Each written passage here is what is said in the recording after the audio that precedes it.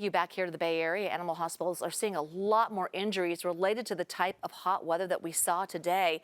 And as our Lauren Toms shows us, it is putting a big strain on already overcrowded shelters. Do you want to come out? Nothing can break little Leroy's happy spirit. Not even the bandages covering burns on his paws. He's got these scabs here, but they were all over all this part of his legs and then all on this part of his legs. You can see it's like healing.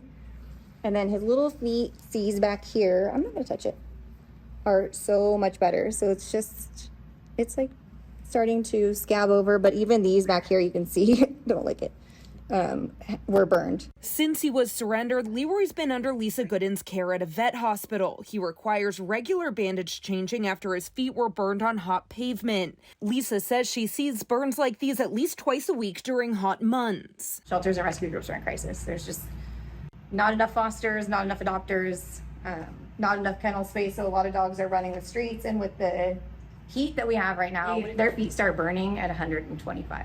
His happy face and wagging tail mask his experience of being pulled from a euthanasia list of dogs with injuries that are less likely to get adopted. But shelters are overrun with difficult-to-adopt pets with costly health care needs, and Lisa says it could have to do with the economy.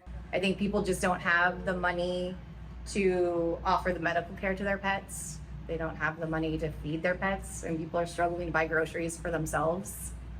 I mean, honestly, I think it's just the economy right now. It's not just California. Nationwide, shelters are desperate to find fosters for animals on euthanasia lists. Michelle Paz at Rescue the Underdog says her team is working overtime to place as many health-compromised animals as possible. At the end of the day, the shelter doesn't have the resources to take care of these dogs. And when there are not enough dogs leaving the shelter and there are more and more dogs coming into the shelter every single day, that's what results in the euthanasia list. If I can help one, then somebody else can help the next one. With 4 dogs of her own, Lisa can't take in Leroy herself, but once his burns heal, she's hopeful he'll find a good home. Somebody loved him at some point.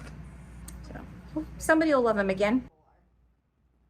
Animal experts say try to walk pets during cooler hours of the morning or evening or on the grass if possible. By the way, Leroy will be available for adoption through Rescue the Underdog early next month.